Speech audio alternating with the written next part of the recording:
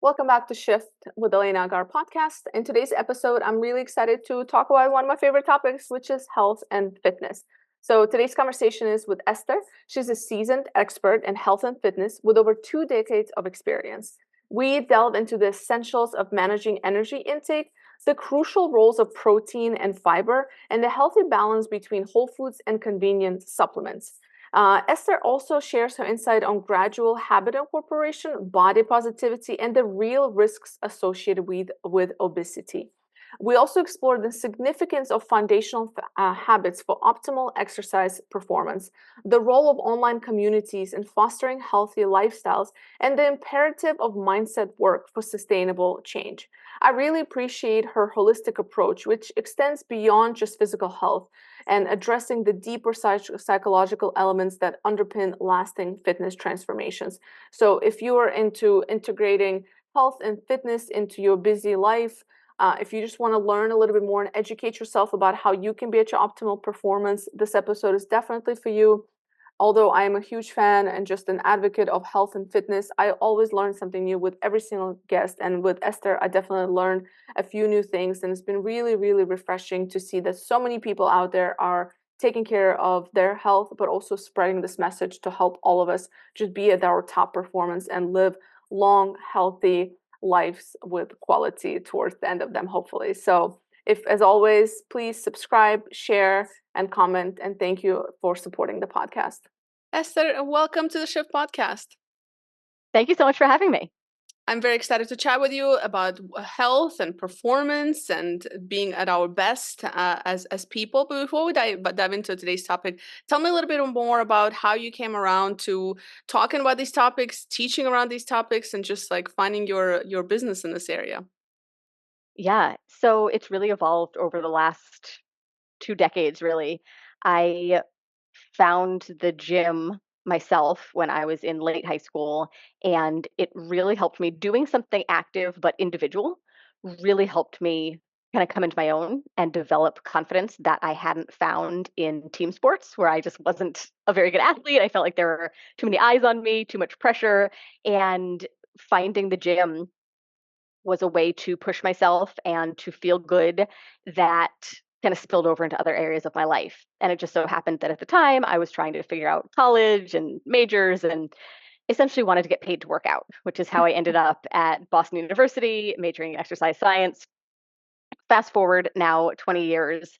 And what my business is now is really the culmination of these last 20 years of becoming a personal trainer and realizing that, yes, the exercise stuff is really important, but it's also such a tiny piece of the puzzle that when I was seeing a client for 30, 60, 90 minutes a week, and they are telling me I'm frustrated that I'm not losing weight or I feel like my body's not changing, and realizing I have to be able to talk about nutrition with people and adding those certifications and internships to my kind of repertoire. And in the midst of all this, being in my early to mid 20s and struggling myself, having all of this textbook knowledge, but still kind of being in this all or nothing cycle where I felt like if I wasn't perfect, if I wasn't spending, at least an hour at the gym every day, if I wasn't eating, only my safe foods, then everything just was kind of falling apart. So I was having my own struggles, which were only exacerbated by the fact that I knew so much and still couldn't make myself do it, which led to kind of the third layer and really the most important layer of what I do now is the psychology of behavior change and how we actually go from knowing what to do to doing it and doing it consistently for long enough that we see that it works. And in learning about psychology myself, experimenting, figuring things out, I found a place of balance where I'm happy with how I look and feel. I don't feel like my workouts or my nutrition are overshadowing all of my life. And even despite moving across the world several times, becoming a mother, running a business, my commitment to my healthy identity is one of the cornerstones of who I am. And now what I do is help other women do the same. because ultimately we are all juggling a lot of things, careers and families and our own goals. And one of the things that often takes the hit is our health. And when you realize that the same skills, the same strengths that help you be successful in those other areas in your career help you be successful with your health as well. I feel like you just kind of unlock something and you really become Mhm. unstoppable and you realize I just have to follow the formula and I can accomplish whatever it is that I put my mind to. Yeah, there's so much there. I want to kind of just maybe start dissecting some of the things you just said. So I feel that in today's world, and I totally relate to just being overwhelmed, there's so much information out there. And I'm sure people listening, like, there's just like a new thing coming out in fitness and health and, cheat formulas and magic pills and all that's coming out like every week. So give me your take on what does it take to be at your optimal performance today? Like, just your take on it. What are your thoughts on it? That's an awesome question. And I would say it takes less than you think. Just like when you actually do the exercise of, what's my freedom number? How much money would I need to be making to, feel like I have a comfortable lifestyle? And you realize, oh, it's actually not millions of dollars. It's something pretty reasonable. It's within reach. Mm, The same thing applies here, that you're right. There's so much noise out there, and there are so many very convincing marketers and influencers and people who make you feel like the thing they're talking about is a necessity. And you hear enough people and you have this laundry list of things that you're like, well, they're all the most important. So what do I do? And you end up doing nothing. So at the end of the day, there are some foundational habits that apply to pretty much everyone and any health goal that you might have. That if you look at a person who you perceive as living a healthy lifestyle, which does not necessarily mean thin, but someone who is, able to do the things they want, their body, feels good, is performing, their blood work is good, things like that. Most of those people are doing a handful of things. I have 3 exercise and 3 nutrition, and we can dive more specifically into any of them, but I'll just give a brief overview. For exercise, first and foremost, general daily movement, just looking for opportunities throughout the day to move more. I use in my work a daily step goal as sort of a proxy marker for this. Because the reality of it is very easy to move very little. We have to make a more intentional effort to be as active as we used to be 30 years ago because mhm, so many more things are just available at our fingertips now. Even as simple as I needed envelopes the other day. I was like, well, I mean, I could like walk to my car, drive to the store, walk around the store, buy them, that sort of thing, or I could just click a couple buttons on Amazon and they'll be here tomorrow. So even those small things like that, if we are not intentional about it, we are very sedentary. So looking for ways to just move more is at the foundation of being a generally healthy person. This does not mean exercising more or working out harder or longer and more intensely. It's outside of that. It's, can I park a little bit further away? Can I take the stairs instead of the elevator? Can I, instead of having a lunch meeting, can we meet up for a walk? Can I get a walking pad for when I'm, doing desk work, things like that? That's your first exercise, big rock. The second is strength training. This is also often overlooked. And even among people who do see the importance of it, I would say most women are not lifting as heavy as they could or should. And they're sort of haphazardly picking workouts from, an app or something you see on Instagram. And don't get me wrong, you are certainly better off doing something like that than not doing it at all. But if you really want to maximize the results that you get from strength training, you want to be doing a few days a week. You want to be lifting heavy for you, which generally means 6 to 12 reps before you couldn't really do anymore. And you want to be following a progressive program that actually allows your body to get stronger as you repeat workouts throughout a month or so. The third exercise, big rock, is always surprises people. It's rest and recovery. Because again, mm. there is so much on the internet of, team no days off, no pain, no gain, that sort of thing. And we've come to feel like rest is a bad thing or that we have to earn it or anything. We feel guilty about resting. And in reality, rest and recovery is one of the most important parts of your program because that's when your body actually comes back stronger. It has a chance to benefit from the work that you're putting in. So those are the three things. And if you were to just focus on, say, getting over 8,000 steps a day, getting your 3 strength workouts a week, taking 1 or 2 rest days, and then you filled in remaining time and energy and interest with whatever else, appeals to you, and you just did that for months on end and years on end, you'd be in a really, really good place. And it wouldn't feel time consuming, it wouldn't feel overwhelming. On the nutrition front, these I can get through a little bit more quickly. Your total caloric intake matters, regardless of your goal. If you want to lose weight, it matters. If you want to gain muscle, it matters. If you want to just maintain where you are, it matters. And I'm not saying that you have to meticulously track calories all the time or even at all, but you do need to have an awareness and an understanding of what this unit of energy is and at least how to sort of estimate it in your head. And if you don't know how to do that, spending a little bit of time tracking and learning those things can be really beneficial. And then the other two are your protein and your fiber intake. Protein helps you build and or retain muscle while you're losing fat or on its own. It's also very satiating. So especially if you have weight loss goals, you're going to be less hungry in the process, which is nice.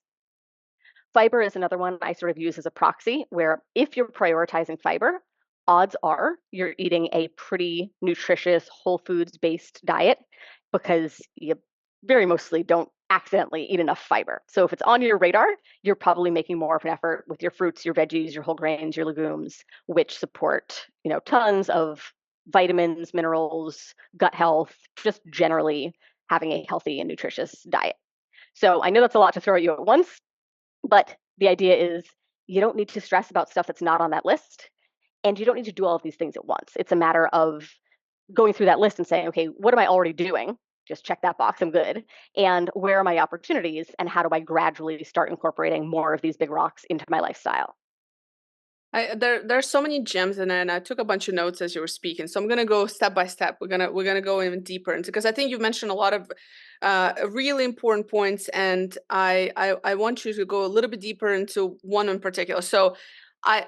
I tend to also over the years, having gone through my own journey of weight loss and weight gain and back and forth, there is a place where you have to, you want to feel good, you want to make sure your blood work and so on is on point. But talk to me a little bit about and just before I ask you this question, I think there's a lot of also body positivity movements which I don't necessarily agree with because it depends, right? Because when you're talking about somebody who is healthy, just because your blood work is good and etc., but when it comes to body fat versus muscle, right, like this is where I think there's a lot of misconception. Can you talk a little bit more about like what is the danger of having high body fat or like especially around like the visceral fat from what my understanding is very like it's a disease starter essentially, or maybe that's just an assumption, but can you talk to me more about that? Yeah, you're absolutely right. And I think, a lot of where this, I don't know, disagreement stems from is that, the health at any size movement at its core is really just saying that regardless of someone's size, they are worthy of, existing, that your medical care shouldn't be different because you're 100 pounds overweight and that you're not, that a doctor shouldn't look at you and say, and dismiss all of your health concerns with like, well, if you lost weight, that would take care of itself, which I completely agree with. I think you're right, though, that it does sort of get taken to extremes where it's almost like promoting the bigger you are, the better, or the less, you want to change, the better. And I think the reality of it is you can love and value and appreciate yourself and feel worthy at any size and also want to be living your best, your healthiest, your happiest, your most confident life. And there's nothing wrong with saying, I know I'm not doing everything I can to promote those things in my lifestyle, and I'm going to engage in these behaviors to promote my health.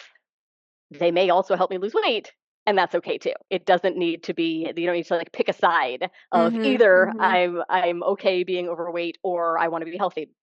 Um, to get to your original question, you know, I think another one of the issues is that a lot of the data on chronic diseases, heart disease and things like that, there's a correlation between obesity or overfatness and the risks for those diseases, but it's not a causation. It's not saying the amount of body fat that you have is the reason that you have high cholesterol or that you have heart disease, but that there's a correlation.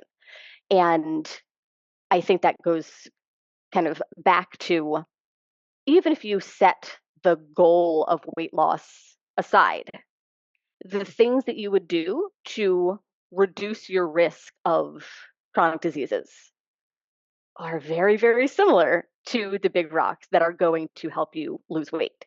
So even if you aren't approaching it from the I need to lose weight standpoint, it may just end up being a byproduct of you choosing to live a healthier lifestyle. Mm-hmm. Yeah, that makes sense. Um, I like the tip about, just those small movements throughout the day, like no matter how, like whether it's just, I mean, even a standing desk or taking the stairs when you go wherever you go. You also mentioned protein. So I think another misconception is people hear protein and then there's, you go into the health section of, I don't know, any grocery store and you have all these protein bars, but we know most of them are just full of sugar. So can you talk to me when you say protein, what kind of protein should people be choosing and what is your thoughts on protein bars? Are they, maybe I'm not familiar with the better ones, but I feel like they're just so full of sugar and carbs and not good stuff. Any thoughts? Yeah, it's interesting. The food marketing industry is just so vast that, of course, it tracks that you have people in the health arena saying eat more protein, and then you have the food creators, the food marketers saying, well, if people want more protein, we can create a way to make money off that, right? So you could just eat whole food protein sources, and I would argue that you should try to make those things the bulk of your diet. I never want to make anyone feel like what's affordable for them or what works for their, dietary restrictions is bad or wrong. So of course, you need to take all of those variables into account. And if it's just not in the budget for you to be buying, chicken breasts and lean beef and things like that every week, do what you can. If canned tuna and canned chicken and whatever you can, whatever works for you is better than not making an effort at all. But in a perfect world, yeah, most of us would eat the majority of our diet from recognizable single ingredient sources. So that could look like eggs and or egg whites in the morning for breakfast, a grilled chicken salad with some fruit for lunch, a piece of fish for dinner, that sort of thing. There are very simple protein sources that you can just default to. And then you have this whole industry around convenience foods, which makes sense. A lot of us are busy. We don't necessarily want to take the time to get the chicken from its chicken breast package and cook it and get it ready to eat. So a lot of us are looking for, if I'm trying to eat more protein, how do I make it fast? How do I make it easy? Where, that's where the supplement industry comes in. My personal stance is that I recommend, if you're going to use them, limit yourself to one serving of a protein shake or a protein bar per day. They can serve really well as kind of a stopgap, where most people, I'd say most women I work with, can get themselves up to about 80 grams of protein relatively easily with some intention. But that seems to be kind of like the first sticking point, where you make some changes, you get yourself there, but you're like, how am I going to do more than this? So either you can just add in a shake or a bar and boom, you're at 100 grams a day, or you can just have them around. I don't consistently eat these things, but I have a protein powder that I have on hand if I want it or if I need it. It can help you when you're in a rush. It can help if you're like, you know what, I do want to kind of transition out of these at some point, but right now it makes it easier for me to just get in more. So there's a lot of options for them, but the thing you do want to be aware of is not using them as a crutch, where it's like, I have a shake for breakfast, I have a bar for lunch, I have a shake at dinner. You're not going to be getting the satiation from those meals like you would from Whole Foods. You're also not going to be getting the variety of vitamins and minerals that you would if you're eating more varied diet. So And I know you focus a lot as well on the holistic approach to, to wellness. And it's something I've been really curious about over the last couple of years in particular, and really trying, like, just trying to be proactive, because in our healthcare system, we're not necessarily very proactive. We're usually very reactive. And I feel the same way just about weight loss and everything else. It's not just like, yes, we need to exercise, we need to eat good. That's like the foundations, but I feel like there's more to it, like mindset. Is like, talk to me a little bit about the mindset, and when we talk about holistic wellness, what does that mean for people that are not familiar? that's a great question. And I do think holistic wellness is something that you'll get a dozen different definitions Yeah. of. Because even in this space, I almost use that term for lack of a better term. And then sometimes I meet other people who refer to themselves in the same way. And I'm like, oh, what we do is completely different. I feel like sometimes holistic can go a little bit too into the woo woo for my liking. Whereas Hmm. I use it more as a term to be like well rounded, all encompassing, largely based on exactly what you said, that there is this really important underlying mindset issue that almost all of us need to work on that isn't even on the radar for most people. So I always use an example of an iceberg where exercise and nutrition is a part of the iceberg that's above the water. And that's the stuff that everybody focuses on and has questions about is what are tell me about the superfoods that'll help me burn more fat. What are the best exercises to, blast belly fat? You want that like very tactical, just tell me what to do type stuff. And it's not that exercise and nutrition doesn't matter. Of course it does. But it's the part of the iceberg that's beneath the surface that really determines whether you are able to make the lifestyle changes necessary to become a healthier person. And that's the work that most people avoid is we just kind of have this tendency to just beat our heads against the wall and keep doing the same things over and over again and then berate ourselves when they don't work. It's like you decide to go on a health kick and you clean out the kitchen, you buy the juicer and the celery and you set the alarm for 5 a.m. and you stick with your new program for 3 weeks and then it falls apart and you kind of go off the other way and then you rinse and repeat. And we just do this over and over again and it doesn't work. And at some point we need to recognize if I want a different outcome, if I want this to be more than a, 6-month weight loss, I got to change my approach. And that gets into the deeper work. I had a friend who referred to it as the heart work instead of hard work, where it that's where you start to identify why you're having a hard time doing the things you know you need to do, right? We've gotten this far into the episode. Now you're aware of the big rocks. And if you were to focus on doing those for the next couple of weeks, you'd probably find yourself not doing them particularly well, or at least some of them, right? And at that point, a lot of us tend to sell ourselves short. Yeah, I'm just not motivated. I just don't have the discipline or the willpower that I need. And I just need, to find it or, kick my butt in gear. And we let ourselves off the hook. We don't actually ask ourselves, what specifically prevented me from doing those things? Was it that I didn't set or uphold boundaries on my time? So when I said I was going to work out, I let my boss, assign a project and I worked long instead.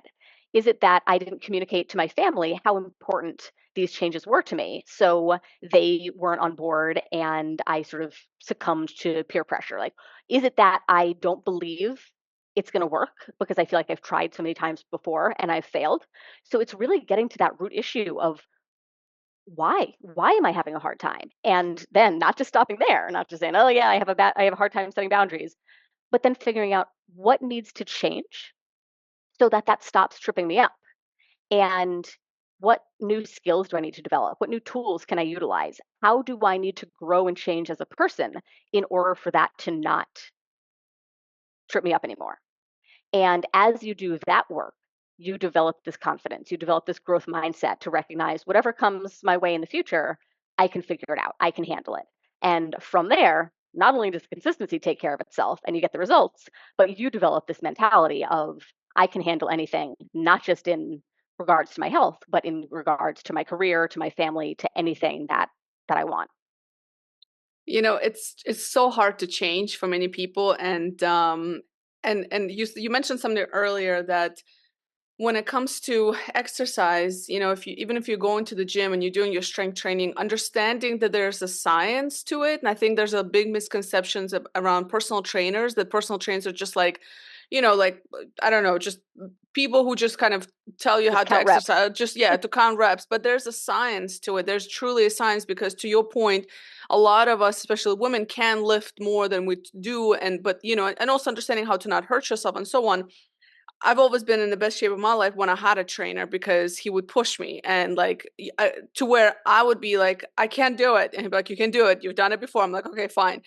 So there is a benefit there, because it's hard to change, and if you don't have that support, or if you don't have a community, that becomes even harder. Like, how, what are any recommendations with people who are like, listen, my partner doesn't work out. I really can't afford to eat all that great stuff. My friends don't really care to see me get in shape, or whatever may be. My friends are not active. Like, where can one find that community? Like, where would they start? This is an excellent question. I've had several conversations about this exact thing very recently. The first is that as much as social media can be a double-edged sword, the benefit of it is that it puts people from all walks of life at your fingertips. And things like Facebook groups can help you surround yourself with the type of people who support you and inspire you and want to see you become the best version of yourself. I have a group called Live Diet Free. If you're listening, you're welcome to join. There are so many common interest groups out there where you can just put into the search whatever it is that you're interested in. There's walking groups, there's Peloton groups, Orange Theory, any sort of exercise. And I think one of the best things about those groups is not that uh, internet or online community should replace in person, because there's a ton of benefits to in person connection. But what it can do is help normalize the lifestyle that you're trying to create for yourself, Mm. and the habits that you want to be in. Because, like you said, you can't necessarily pick up and move your life, get a new family, get new coworkers, get new friends, things like that. So if the people around you are not going to change, which most of them won't, then you need a way to not cut people out of your life, but add new people to your life who are Mm. modeling the behaviors that you want to normalize. And part of what I think is so interesting is that so many people are on health journeys, and so many people are trying to do it alone, that even in your immediate friend circle, your your business or your place of employment, your community, there are other people like you who are trying to do this. And I think there's sometimes like some shame or embarrassment about trying to change, that we just don't talk about it. We don't tell our friends, I'm, I'm trying to lose weight, or I'm trying to be more active. Would you like to go for a walk with me? We feel like, oh, I don't want to be the person that doesn't go to happy hour, so we just don't say anything. And in Mhm. reality, probably half your friends would be like, you know what, I'm trying to drink less too. Yeah, I'd love to take a walk instead. So part of it, I think, is being willing to put yourself out there and surrounding yourself with virtual community can help you with the confidence to do that locally, to look at meetup groups, or to join or to create a local kind of chapter of maybe a big group. I know, for example, there's a ton of Peloton groups out there, and then there are different sort of splinter groups, Peloton of San Diego, Peloton of Chicago, things like that, where those are people who you already know you have something in common with and are relatively local to you. That can be a place to start. And then being willing to be the person who says, hey, I'd like to get together in person. Let's do something. So I think that can help a ton. And like I said, just reminding yourself that it's not that you need to cut other people out of your life. It's that you want to add more people who inspire you and help help you believe in yourself. Because once you do, that your process of becoming that healthier version of yourself is going to be expedited. And then you never know who you're going to inspire to do the same. And now you've sort of converted more of your real life friends to the healthier side. Yeah. Something I hear from my friends who are moms is the mom guilt. The focus is on the kids, or there's no time, or a number of, I don't know if you want to call it excuses or whatever maybe, but a number of things that a mom can say to explain why she's not exercising. I'm thinking of a particular friend, and I was like, and I listen, and I'm like, I hear you, but you gotta you're doing it for your daughter. So, but talk to me about that, because you're a mom as well, right? Yeah, I have a 5-year-old son, and you're exactly right. And I never know what to call them either, because like they they are excuses. They're valid. Valid, yeah. They make sense. But at the end of the day, that is a piece of it. Is I always say you can either have solutions or you can have excuses. Mm-hmm. But if you're in that mindset of just trying to look for justifications for why you can't do something, you'll find a laundry list of them. There's no shortage of justifications for why you can't do something. But you have to remind yourself that no one is forcing you to be healthier or be more active or eat better. If you're trying to do so, it's because deep down, you do want to. And I think sometimes we frame it in our minds as something that we resent and something that we have to do and something that just feels like another thing on the never ending to do list. And just reminding yourself, I actually don't have to. I do have a choice. And if I truly don't want to, why don't I just stop saying that I'm going to and just let it go? Mm. But you won't do that because you do want to. You might not want to physically do the workout, but you want the outcome of having done it. So I think to keep bringing it back to what are the reasons why this is going to benefit me? How is my life going to be better if I do these things? Why is it worth it to me to come up with ways to make it work rather than to just sit in like, it'd be hard to break out of the status quo, so I guess it just won't. So, yes, you're busy. Yes, your kids are demanding. Yes, you want to make sure that you're present and that they have everything they need. Yes, there's always something else that could be done. And also, we find the time, the money, the energy for the things that are important to us. And if this is important to you, I am confident that you can find the time to get them in. And part of that is recognizing that you don't actually need a ton of time. Mm-hmm. Sometimes it's hard because we're telling ourselves, I don't have an hour workout. I don't have 2 hours to work out. I don't have half a day on Sunday to cook all my meals. You don't need to do any of those things.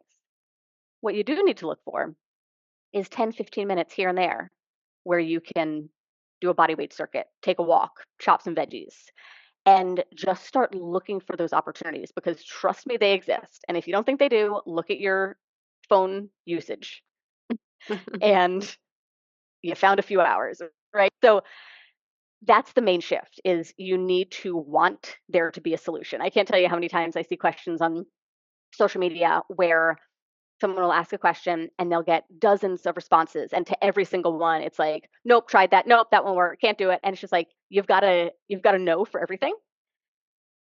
You have to want it to be possible because if you have already decided it's not, then it isn't. But Mm-hmm. if you decide that it is, you will find ways to make it so. Maybe that means when my son was young, I went, tiny little baby, I would physically hold him during a lot of my workouts. I would plan a workout for when I thought he'd be napping, and I would have to adjust on the fly if he wasn't. I started working out for much shorter increments of time and just being ruthlessly consistent with making sure that I got in my 20 minutes a day. So it is possible because there are tons of other women just like you who are doing it. And I say that not to make you feel bad and like, oh, everybody's doing it but me, but more so because if other women like you are doing it, it means it's possible for you too. And you just need to decide. Maybe it's waking up 15 minutes earlier. Maybe it's, like I said, incorporating your kids and just letting go of the need for it to be perfect. Maybe it's setting your expectations lower that, yeah, I'm not trying to do an hour, I'm trying to do 20 minutes. Maybe it's buying more convenience foods at the grocery store so it's easier for you to put together meals without having a ton of time to prep them. There are dozens of ways, and you just need to start looking for them. Yeah, I like it that you said it kind of just comes down to the decision and a choice, and it's and I like that you use that, you don't need an hour, like 10-15 minutes, because that allows you to hopefully stay consistent. Because who doesn't have 10-15 minutes, right? Like it's like if you don't have 10-15 minutes, like nobody can help you. It's not even that you don't have the decision yet, I guess, made up in your mind. So but it's hard. I mean, listen, I've definitely been off, I've fallen off the wagon myself, and it's hard, and until you experiment and see what works for you. I definitely emphasize with people who are, it's hard. It's not an easy journey. And mindset has so much to do with it as well. So if somebody does fall off the wagon, like, what do you suggest? This is one of my favorite things to talk about. I encourage people to, and I use the same language myself, but I encourage people to try not to use the on and off the wagon or derailed type language, because there's really no wagon. No one's life, no one's journey is this straightforward. I always picture like an oval track out behind a high school. No one has this like very predictable journey where you know exactly what's coming and you know exactly how long it's going to take and what you're doing and all of that. All of us have ups and downs. And this goes for every area of your lives. In your career, you have times that you're just like, this is smooth sailing. Everything I touch is gold. I'm getting promoted. Everything is going awesome. And then you have times that you're like, who gave me this authority? I don't know what I'm doing. Everything I touch is a mess. And like, that's just part of it. So the same goes with our health. Sometimes you're on top of the world and you're doing all the big rocks and you're checking the boxes and you feel good, and sometimes you stumble, and it doesn't need to be a big deal. It's more like your health journey is more like a hike where, sometimes you're going up and it feels hard, sometimes it levels off and you're like, okay, I got this. Sometimes you're like, I feel like I've seen that tree before. Am I just going in circles? Sometimes you think you're reaching the peak and then you realize there's a bigger one beyond it. Like, that's just what it's like. So the problem with saying I fell off the wagon is that you make it feel really bad, right? Like, nobody says I fell off the wagon and like, yay me, right? It feels like a bad thing. And then when you're feeling negative about it, it's harder to pick yourself back up and just keep moving forward. And you almost feel like now you need to like run to catch up with the wagon, and you're trying to make up for lost time. And that's when you get into that trying to do too much kind of mentality, where it's like, oh shoot, well, if I missed my workouts for the last 2 weeks, well, I better buckle down and do 6 days a week for the next month to, even it out. And you just end up kind of like chasing after this thing. So I would say, like, you you are in the driver's seat. So if it's a wagon, if it's a train, if it's a whatever it is, like, you're the one in charge of where it's going and what it's doing. And if you take your eyes off the road for a little bit and you sort of veer to the side, what do you do when you're driving? You just course correct. You don't overcompensate and go off the other side of the road. You just turn the wheel back a little bit and you're like, oh, whoops, I better pay more, closer attention. Um, Another example I like to use is with flossing, where I think most of us have had the experience of just running out of floss and then forgetting to buy it for a couple days, and you're just like, oh shoot, I gotta buy more floss. But you don't make a big deal out of it. You're not like, oh my goodness, I fell off the flossing wagon again. Like, I am the worst. I'm gonna floss 6 times a day next week. Like, you just buy more floss and you just start flossing again. So Right. if you took that approach to your eating, to your workouts, to your walks, to your sleep, to all these healthy habits, if you just accepted, I'm an imperfect human and I'm going to mess up sometimes, and that's part of it, it's no big deal. Think about how much easier it would feel when it did happen and you just gave yourself the grace of like, okay, I'll just move on. I'll just start again. It's no big deal. Then the mess ups would be much smaller blips on the radar than they would these like major peaks and valleys. I love that. Before I ask you my last question, where can people find you? Where can they connect with you and follow you and join your groups? I think you mentioned you have a Facebook group. Yeah, thank you for asking. My Facebook group is called Live Diet Free, which is the same name as my podcast. And I would love to see you in the group, for you to listen to the podcast. If you are interested in starting to do the big rock habits that we've been talking about, I have a free consistency tracker that you can download, estheravent.com/habits. And what it's going to do is just help you see at sort of a higher bird's eye view, how often, how consistent am I being, and pinpoint which areas need more attention from you, and and which ones you're already doing well. So feel free to download that. Um, those are the main places. I'll make sure to put that in the show notes. I love the consistency tracker, by the way. I'm gonna check it out myself. I'm a huge fan of habits in general, and my audience knows it, and I talk about it continuously. So it's awesome to see, be like, oh, there's an actual thing I can like, track and like measure and stuff like that. That's Exactly. awesome. I have it on my fridge all the time. Anytime I'm trying to incorporate a new habit, I print off a consistency tracker because it's just so easy to either like forget that you were doing it in the first place and days go Yeah. by and you haven't done it, or to tell yourself that you're doing it really well when in reality you do it 4 days a week and then you forget Mm-hmm. the weekends. So to be able to see right in front of you, okay, I have a good streak going, or interesting, I keep missing Wednesdays. What's going on Wednesdays? Yeah. Is really that information can be really useful. Nice. Last question I ask all of my guests. What is one question you wish people would ask themselves more often? That's an awesome question. I kind of already said this one, but I think it's perfect based on what we've been talking about. It would be, why do I want to do this? Mm. Because so often we don't focus on why our health is important to us.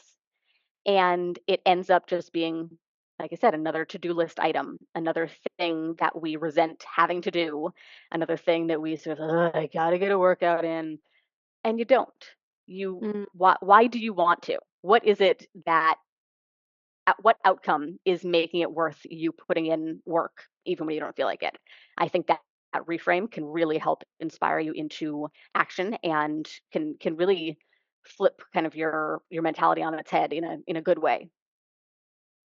Great. I love that. Thank you, Esther, for your time and the conversation. I'm sure my audience have gained quite a bit of insight. I feel less guilty about not working out when I don't now, so I'll be easier on myself on that. But thank you so much. Thank you so much for having me.